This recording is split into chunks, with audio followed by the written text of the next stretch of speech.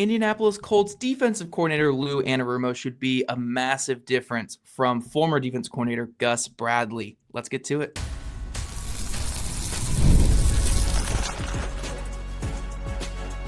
You are Locked On Colts, your daily Indianapolis Colts podcast.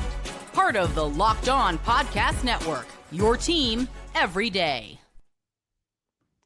Thank you all for tuning in and making us your first listen of the day. This is your daily podcast covering your Indianapolis Colts, part of the Locked On Podcast Network, your team every day. And Super Bowl 59 is here, guys, and there's no better way to make every play more exciting than with FanDuel Sportsbook.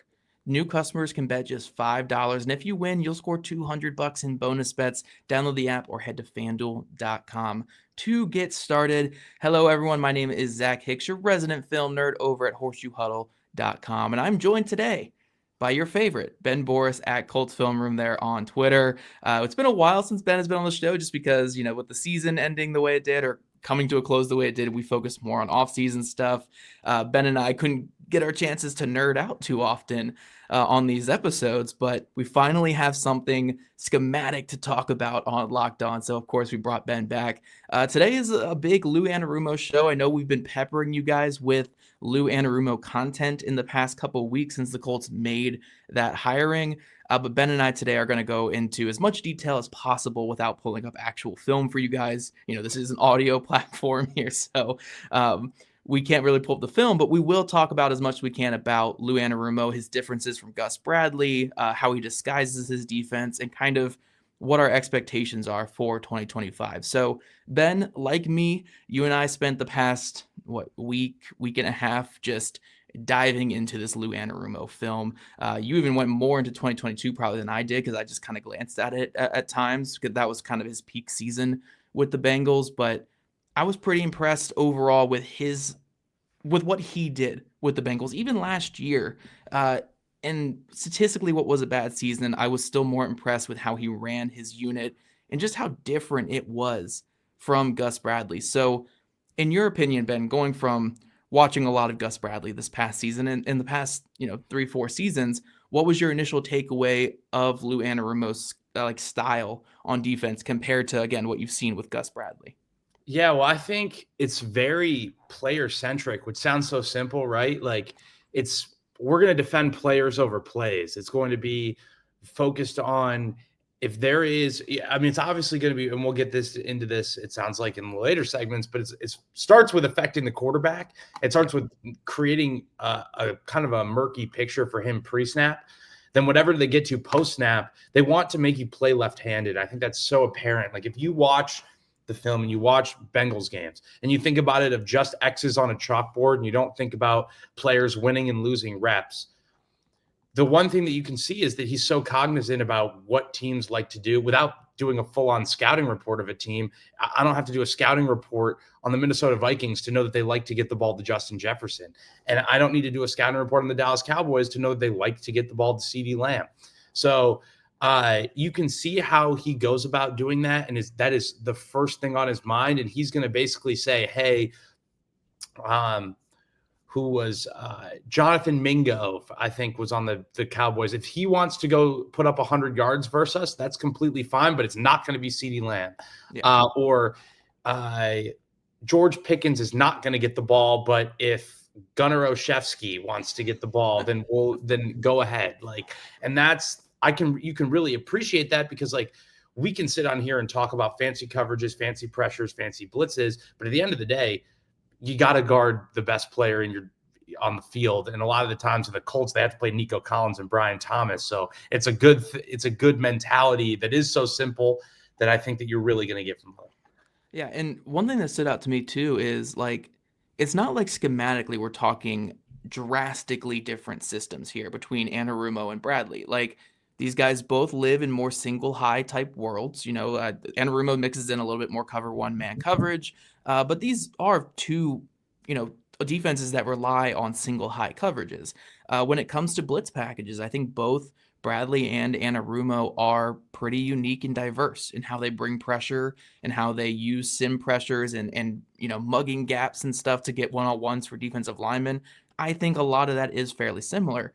But I do think where we see a big difference is just in the window dressing. And we use window dressing a lot for offense in terms of motion and personnel usage, but on defense, I think you get so much more window dressing with Anarumo. You get more dime personnel. You get more 3 safety sets. You get more light boxes and just moving defenders around. You get more motion pre and post snap to muddy that picture. So the way that I kind of compared it, Ben, and you can give your opinion on this the other day, I said that with Gus Bradley, he's a fastball pitcher. He just wants to throw that fastball perfectly every time. And look, he's going to dare you to hit it. Like, my fastball is going to be so perfect that I dare you to hit it. Where Anarumo, he has a mix of pitches. Maybe they're not as good as that Gus Bradley fastball in the perfect world, obviously, here.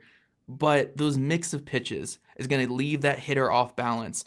Do you kind of agree with that assessment there? I think that's a perfect assessment, because that's really what Gus Bradley was. And I know that, like, it definitely didn't end the way that anyone wanted it to. But he had some moments, certainly, I thought, kind of around really the 2 Houston games. I thought he took a lot from 2023 and applied it to get pressure on CJ Stroud in 2024 and kind of take advantage of an offensive line that couldn't hang with the Colts defensive line. There were some moments throughout the season where we would sit here and I think we would say the defense held their end of the bargain over the offense a lot of times. But I think that what ultimately kind of led to the demise of Gus Bradley in Indianapolis was just throwing the fastball over and over again. And then teams realized he's only going to throw the fastball at us, so let me just attack it. And that's kind of what I think we saw in Jacksonville. That's obviously what we saw with the Giants game down the stretch. And that's really, really what it was. But I think that what you'll see with Lou is I just think that's the perfect analogy from it, because they have things that they hang their hat on, but they'll do it from different coverages, which sounds so weird to say. Is like they can come out and show you all these different things, but they do the same things pretty much. And the philosophy is the same, as we're going to be so different. So it's really game plan focused. It's hard to say that Lou Anarumo is one certain thing. And I think that's almost a good thing in a lot of ways. But I do think that it's going to take a lot from Indianapolis to kind of replicate what he did maybe in the heyday in Cincinnati.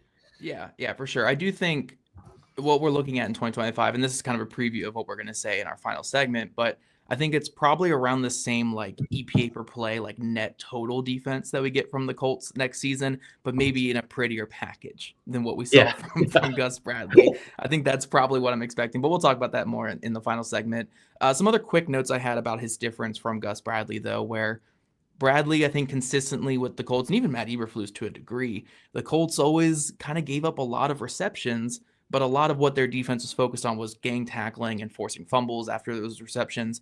Where Anarumo, his defenses, especially in like passes under 10 yards, have been like a top 5, top 10 defense in completion percentage allowed on those short passes and on passes in general. Even last year in a bad season for his defense, they had, I think it was like a 64% completion percentage against last year. Gus Bradley, it was almost 70%, which was one of the worst in football. And a lot of that, just to interrupt you there, a lot of it comes from his vision break coverage. So a lot, it's not true spot drop. It's where I'm going to be reading the front shoulder of the quarterback, and then as soon as he gets ready to throw the ball, I'm breaking on the route. And that's how they're creating. That's how Mike Hillen has made so many plays at the ball. That's how they have really kept things top down, as opposed to Gus Bradley, who's like, we'll play off and soft all we want. If you're going to throw 4-yard hitches into the flat all day and drive down the field doing that, be my guest. We're just going to be perfect on the things that can really, really hurt us. And I think that's where we saw what happened when they weren't perfect, what that looks like. And that's where I think Lou has actually found some success, because they're doing that and changing the picture. So if I can get the quarterback to get to his first hitch and I'm breaking on the ball, it just makes things a lot tougher. So yeah, for sure. And then some other quick notes I think were very different from Gus Bradley is Anarumo's had a lot more success against poor quarterbacks. It's a inexact term to say poor quarterbacks, but when he goes and smells blood in the water against an offense in terms of poor quarterback play or maybe receivers that can't beat press, he will challenge those teams. Where what we saw with Gus Bradley this last couple years is, regardless of opponent, he's going to do his same thing.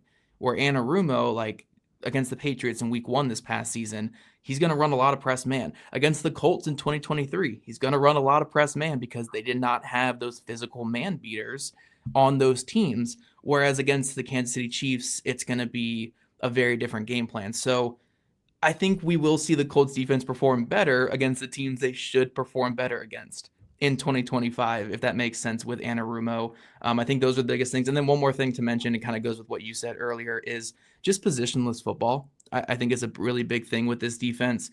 Comes from that Vance Joseph type of style of thinking, that Mike Zimmer style of thinking, where if we have a weapon on defense, we're not going to put a muzzle on him and make him just spot drop all day. We are going to use him as a weapon, and we'll see that with guys like Kenny Moore, Nick Cross, stuff like that this next season. Yeah, and I just right now, I think that's the most important difference, because right now the Colts actually don't have the personnel to run Lou Anarumo's defense, in my opinion. We've seen, I put something out there that they, in their heyday in Cincinnati, I say heyday like it was 3 years ago. 2 years. But like, 2-3 years ago. 2-3 years ago. But like, when they were really humming on defense, they were playing a lot of dime personnel. And Gus Bradley does not play dime. Like, if you go pull up a cut up of all their dime, it is end of half, prevent, maybe 2 minutes, maybe one time. Mostly prevent or like a 3rd and 15. Like a 3rd and 17. And then when they do play dime, they only play big dime, which for people back home, dime is 6 DB. So nickel is your typical 5. Big dime just says that 6 DB isn't going to be the 4th corner. It's going to be a 3rd safety. And that's how Rodney Thomas saw the field. So right now, I would imagine that the Colts are going to be prioritizing DB both free agency and the draft any way they possibly can to get DBs from a pure quantity perspective, because right now they can't afford to have your 3rd safety be just a special teams guy. No offense, Trevor Dembo, he's awesome on special teams, but like, they're going to need that guy to produce on game day at some point and in some game plan next season. So yeah, absolutely. Coming up, guys, we're going to continue this conversation on Lou Anarumo. We're going to go away from the comparisons to Gus Bradley and more so just talk about what we kind of like about Anarumo, and also go into what Ben was alluding to there, like what the Colts need to actually add to make this defense work in 2025. But first, Super Bowl 59 is here. 1 game, 2 teams, endless possibilities, and there's no better way to make every moment more exciting than with FanDuel Sportsbook. Whether it's predicting the first touchdown, calling the MVP, or even betting on the coin toss, FanDuel makes it easy to get in on the action with live betting all game long. You can adjust your bets as the game unfolds and feel the thrill from kickoff to final whistle. The live betting feature lets you stay involved no matter what happens on the field, and the app is super easy to navigate. Plus, knowing that you can place a $5 bet and potentially win $200 in bonus bets for the Super Bowl, that's the icing on the cake. Download the app today and head to FanDuel.com to get started. Bet just $5, and if you win, you can score $200 in bonus bets. That's FanDuel.com. Bet with FanDuel, official partner of Super Bowl 59.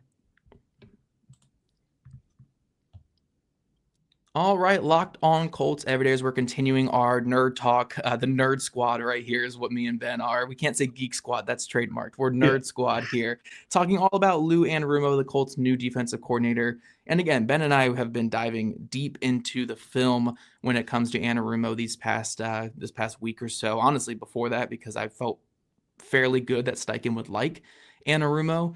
And one thing I want to say that stood out to me on film, and Ben, you can chime in on this. Anarumo is the defensive coach born to beat Steichen's offense. Like, everything that I was like taking notes on and being like, okay, Anarumo's defenses do this well, they do this well, they do this well. It was like, oh, these are like the staples of Shane Steichen's offense. Yeah. Like, it was essentially like, you can't run mesh against Anarumo because of the way that he plays it with the defensive line and with rat defenders. What does Steichen love? Mesh. You can't do RPOs against Lou Anarumo because he's so good with the inverted Tampa 2, with the man coverage on these, and with playing physical at the line. What does Shane Steichen love? He loves RPO. So I was looking at this and I'm like, I understand why Steichen's kind of had trouble with Anarumo in the past and why Steichen liked Anarumo, because everything Steichen likes, Anarumo's really good against.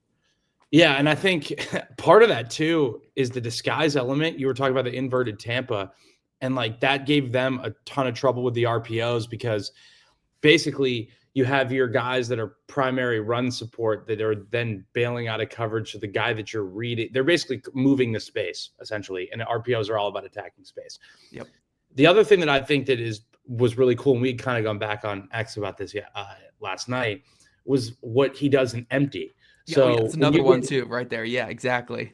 So when offenses get into empty, right, one of the things that you have to put the halfback somewhere, and defenses are always looking about where you're going to put the halfback, because they know that the halfback isn't going to run a legit route. It's not a receiver, right? So if you go place a safety or a linebacker up on that halfback, we're going to say it's man-to-man coverage. You're not going to put a corner on a halfback man-to-man because you have a mismatch somewhere else on the field. If you have that corner, it has to be zone. So one of the things I thought that he's done, which is really cool, is he'll take Von Bell and put him on that running back. So the quarterback is looking for that halfback. He sees, okay, safety, okay, it's man coverage. But then you look over and you see what they'll do is it's kind of confusing to explain without this, but he'll basically do that and then play zone. So he'll move that outside corner inside and basically just ask him to play zone from there. It's really cool. It's like something that's kind of tricky, but that's part of the element of disguise. And this is where the nerd talk comes in, because I can't really explain it. But the way that the case in point is the way that he can change the picture on you. And even if that creates some weaknesses, because he has to do that, he'll do that. So he'll just bet on the fact that you can't find the weakness in the rotation or the coverage, because you're so convinced it's going to be one thing pre-snap, and you're so reliant on your pre-snap reads. And I think that comes from a lot of the stuff that he's talked about with his conversations with Zach Taylor in Miami, and always looking at it from the quarterback's perspective. I think that's really apparent in what he's doing in Miami in Cincinnati. Yeah, for sure. And one more thing I also wanted to add about his defense that really stood out to me, and you mentioned it too, with how they do their zone drops is, and I'll try to make this as simple as possible for fans maybe that have their head spinning because of us talking. Yeah, I just probably talk gibberish. I feel no, you're good. But there was a quote that came out during the Matt Eberflus years, and I think it kind of applies to Gus Bradley to a degree as well, is when Quincy Wilson went to the New York Jets, he said he loves this system because he's not covering grass anymore. He's not just covering grass. And one thing I will say about this system, especially compared to the prior two, I know Gus Bradley did a little bit more match stuff, but especially compared to the prior two stuff, is Lou Anarumo's defenders, when they drop into zone, it's not just dropping into zone for the sake of dropping into zone or getting to spots just for the sake of getting into spots. They do a really, really good job of relating to the threats in their zone, finding those players in the zone. And one scout that I talked to, or former scout that I talked to about this, we were going back and forth watching some film together, and he said something that he really liked about Anarumo years ago when he really studied him was space is kind of like, it's a really important aspect of his defense. So like when you get to these zone drops in space, it's not just getting there and getting eyes on the quarterback. It's getting there, getting eyes on the threat in your area, getting eyes on where they need to be in terms of the player in your zone, and then attacking there, especially like with what you mentioned earlier, like when that quarterback is committing to that throw, getting that front shoulder to the running back underneath against a cover two. You know, like we saw against Matt Eberflus and Gus Bradley, is you're dropping into cover two, running back runs a little button hook out of the backfield, the quarterback can just drop it down there and get like a 5-yard gain regardless, right? What you'll see in Anarumo's system is they'll drop into this Tampa 2 cover 2 type thing. The second that quarterback commits to that running back, you'll see the slot corner, you'll see the will linebacker crashing hard on that player to force an incomplete pass, to maybe disrupt the timing of that play, maybe create a 1-yard gain instead of a 5-yard gain. So I think when you look at, like, yes, Anarumo will call a lot of zone, but when people complained over the years with Bradley and with Eberflus about soft zone coverage, I don't really see much soft zone with Anarumo. It's very much like an attacking zone coverage in terms of we'll get to our spots, but when we get to our spots, we're still moving. You know, it's not get to my spot, stay there, and see what the quarterback does. It's get to my spot, find the threat, get to that threat, understand what the offense wants to do, and attacking. That is a very different type of zone coverage scheme, even though, again, like the zone rates will be kind of similar in general because most teams run zone in the NFL. But this type of zone coverage is very different from a Gus Bradley or even a Matt Eberflus type of zone. Yeah, kind of going off that too is like you'll see him play like a lot of 2 roll, which is cover 2, but we're just going to roll the coverage to the stud receiver. Yeah. So like the landmarks of those hook drops, they all change based on the quarterback drop, it can change. It's adjustable. And that's kind of where I think you're getting at is like, we're not going to be, our landmarks aren't set kind of the way that they were in the Gus Bradley. Obviously, some things can change based on tendency, but for the most part, those landmarks from the linebackers in the hook zone, it's like, we need you to get depth and width, and you're going to get there. And then the quarterback can move you with your eyes, basically. And that's how we saw, I think a lot of these linebackers, unfortunately, get picked apart in coverage. Maybe it has nothing to do with their ability to actually redirect or read the quarterback's eyes, but it's the fact that the scheme is telling them they need to get to a certain spot. And if they sneak a route behind them the other way and they look silly because of it, well, that's not maybe necessarily the player's fault. Then it is the coverage not giving them the correct answers, or the offensive coordinator basically out scheming your coverage. So, right. And that's a really important part too, that I'm glad you noticed, because we talk a lot about soft zone and what that means. And a lot of teams that are quarters teams, you get that same stuff. We're going to play so back that it's soft, but there's kind of levels to it, and not all zone coverage is the same, especially as you get into the season and you start game planning certain things. Yeah. This is not to say that his defenses won't give up completions, but completions are more difficult to come by in Lou Anarumo's system than it is in most systems. Again, it's more of that Vance Joseph and Mike Zimmer style of defense than the Tampa 2 or the Seattle cover 3 that we have seen the last couple of years. This is going to be more of an attacking defense, even if the blitz rate isn't going to be like Wink Martindale and be like 90%, like with Wink Martindale. Like, we will see a healthier dose of blitzes, more sim pressures. We'll see aggressive coverages, and we'll see a defense committed to forcing incomplete passes more so than a defense committed to gang tackling. I mean, gang tackling is still big too, but it is more committed to stopping the offense from completing the passes rather than just rallying after they complete the pass. And I think that'll be a big difference this next season. But getting away from specific scheme talk here, coming up, guys, Ben and I are going to go into what the Colts need to add here, because I think so far we've sounded very optimistic about the Colts defense in terms of because we like Anarumo a lot as a coach, but this thing doesn't work unless he's got the horses. And as of right now, again, we'll talk about it in a second, he's got some horses, but he needs a lot more going forward to make this defense work. As a small business owner, your work doesn't end when the clock hits 5. Your business is always on your mind, which means it's time to hire. You need a partner that works just as hard as you do. That's where LinkedIn Jobs comes in. When you clock out, LinkedIn clocks in. LinkedIn makes it easy to post your job for free, share it with your network, and get qualified candidates all in one place. Again, go to LinkedIn's new feature, posting your job, and it can help you write job descriptions and then quickly get your job in front of the right people with deep candidate insights. And there's a pro tip as well. Add the hashtag hiring frame to your profile picture to double your reach to qualified candidates.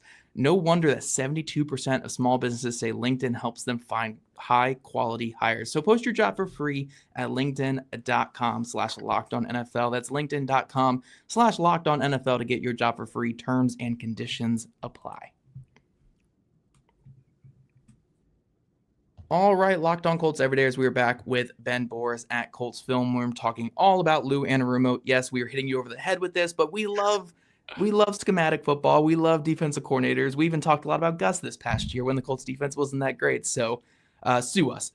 We love it. Okay. This is our favorite thing. But no, we have been talking very optimistically here about Lou Anarumo's scheme, about things we like about his scheme, the differences from Gus Bradley. But just to start here, Ben, I think the Colts have a little bit more talent overall on their defense than the Bengals 2024 defense did. But they still need a lot of help, especially in the secondary. I jokingly posted a clip of the Bengals ran this one coverage, I think it was either last year or 2023, where they had 7 defensive backs on the field. They ran a 3-1-7. And they did it. They've done a 6-2 as well. So 6 defensive linemen, 2 linebackers. So. Right. And I was just thinking, with the depth on this Colts team, who would the 7 defensive backs be?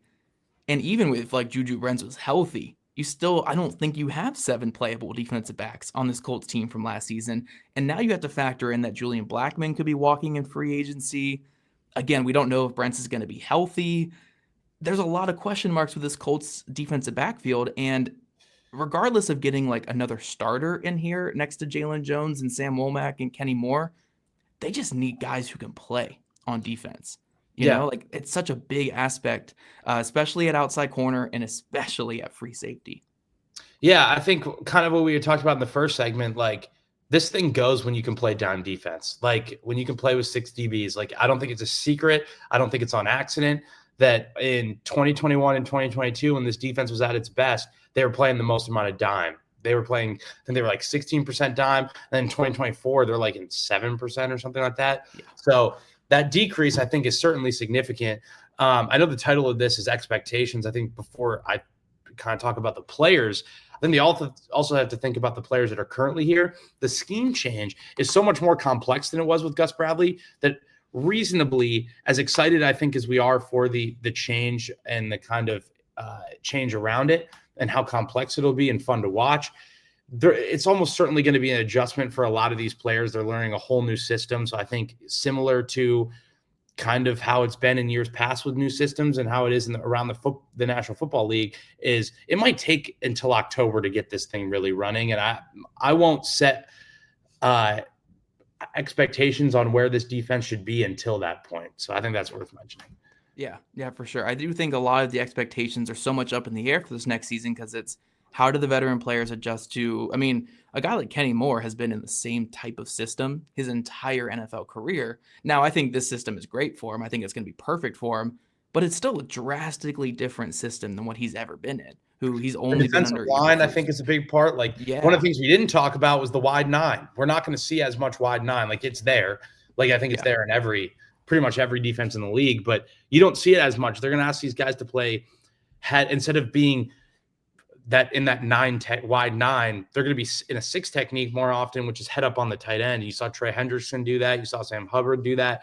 And that's kind of how they'll play things. And the run fits change, especially when you play with lighter boxes, which I don't think that, I mean, Indianapolis had some experience certainly doing that this year, but because they did play a little bit of cover 2, but it wasn't to the degree that I think that they're potentially used to. So I think the scheme adjustment, and then obviously I think we can probably sit here and say no matter who the coordinator was, they were going to have to make some big changes on defense.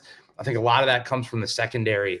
The defensive line, for me, for the most part, has a good enough pieces. Now, you could think about some things here and there, and Chris Ballard always loves to invest in the trenches, so I think that'll certainly be there, regardless.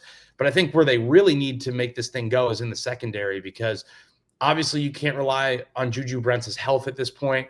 Julian Blackmon is a guy who's hitting free agency, but also has had some injury struggles himself, had an up and down year as well. I think they liked what they saw from Jalen Jones at certain points in the season. I thought he was like a guy that, for all the controversy on betting on the secondary, he was a guy that I think the bet somewhat paid off. I thought he had some really good outings, though not perfect.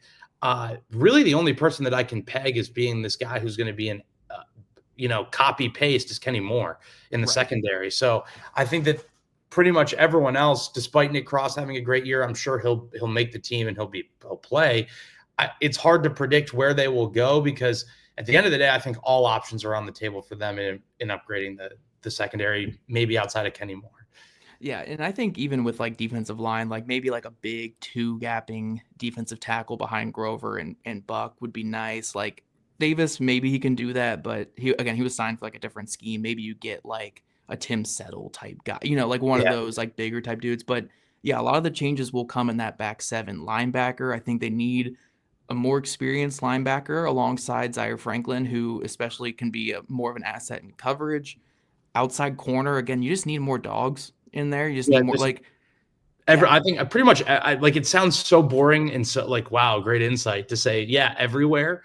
But yeah, pretty much everywhere. I think that this defense could look to really upgrade, but I think that they're going to have to, and I think this is worth talking about, because a lot of people are like, oh, okay, well, now they're going to draft a guy in the first round. And I think, in my opinion, this is my thought, and I could easily look very silly and proven wrong, is that they need guys to contribute today and not tomorrow. So I don't think they have time to necessarily bet that one of these cornerbacks is going to be a Quinyon Mitchell and basically be a plug and play top 10 corner in the league from September. I think they need to probably find a guy that that has done it in the league already, and that they can trust the tape a little bit more.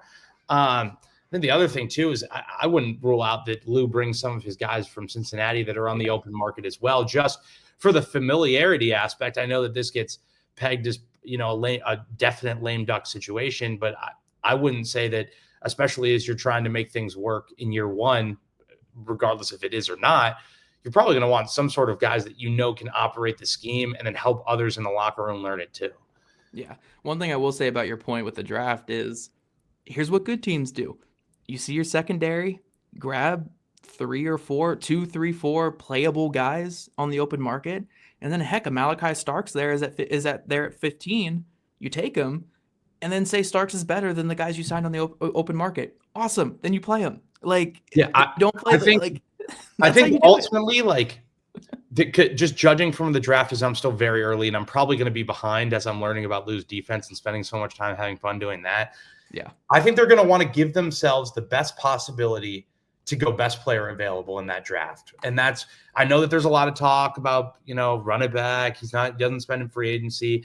Judging from the press conference, I think they literally have to. I think that 2020, I think that for the run it back thing, I think it's also worth noting that Ballard has had some successful moves in free agency, not the draft, when it comes to the DBs. You think about Xavier Rhodes, who was really nice, Rodney McLeod, Stephon Gilmore. I think that that's something that you can bring in a veteran DB. It's like, okay, at least we have one guy out there that we know has done it in the NFL. Yeah, for sure. I do think, again, go for like a Vance Joseph type guy, go for a Zimmer type guy, go for and just get that experience in there. And then in the draft, if the corner's there, take the corner and may the best guy win. I love that. Let's just do that there. But quick before we wrap it up here, Ben, I know we're running a little late on time here, but just rough expectations. What do you expect from the Colts defense? Again, I know we just said it's hard to really say that, but next season, gun to your head right now, you had to say, what are your expectations? I'm not saying say a top 10 defense or anything, but just how do you expect this team to look on defense next year? Yeah, I think it's going to be rough in the first couple rough months, to be honest. That's probably where my expectations are, at least. I would love to be proven wrong. I just think when you switch defensive systems, there's that initial kind of figuring things out phase. There's going to be some mental errors. They're not going to be able to practice it for the same way that they have the Gus Bradley scheme 3 years in.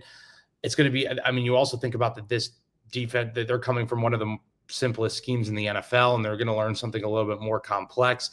I think the goal is to really start hitting your stride in October. But I think the one thing that you can definitely say from day one and the first time that they step on the field is let's not let the best player beat us. And I think that that's something that the Colts have struggled with. 7 100-yard receivers in 2024. And pretty much that costed them a lot of their games. When you think about the games they lost, obviously the one in Jacksonville, Brian Thomas Jr. and Nico Collins have seemed to have these guys' numbers for the past couple of years. I think that's something that could improve from day one. And then ultimately just making it difficult on the quarterbacks. I think that that's probably a base expectation. You'd love to see some guys take some leaps, but I think they're going to be a little bit more sound in the secondary than maybe they have in years past. And hopefully something that ultimately, to answer your question, I would love to see the defense go like this and not like this, just continuously make strides. They might start off really bad at point A, but if we're getting into playoff football, November football, and we're here, I think that's a really successful year for Lou Anarumo. Yeah, I think, and just to get my thoughts real quick, because again, we're late on time, I think it'll look very similar to how Zimmer's Cowboys looked last season, where they started off pretty slow because these guys were not used to that stuff. And then it really picked up in November. Unfortunately, the Cowboys offense held them back to a degree to where it didn't matter. But that defense was playing some good football down the stretch, even with all the injuries they had. I think we'll see a similar type of shift with the Colts next year. I think aesthetically, this defense will look a lot better than the Bradley system, or even Bradley in the games where they only gave up 14 points. It was God, they were moving the ball left and right on our defense. I think there will be fewer yards given up, maybe a little bit more points here and there, but I do think aesthetically it'll look better on defense. Even if they finish still league average, like they technically were last year, I think we'll feel better about the Colts defense next season. Will it be enough to get them in the playoffs? We'll see. That comes down to Steichen and Anthony Richardson for sure right there. But we do want to thank you guys for making Locked On Colts your first listen today and every day. Next, go find Locked On NFL. First, the madman Tyler Rowland kicks off your more than double shot of NFL espresso, and then stop by the barbershop with Tony Wiggins for some real NFL talk.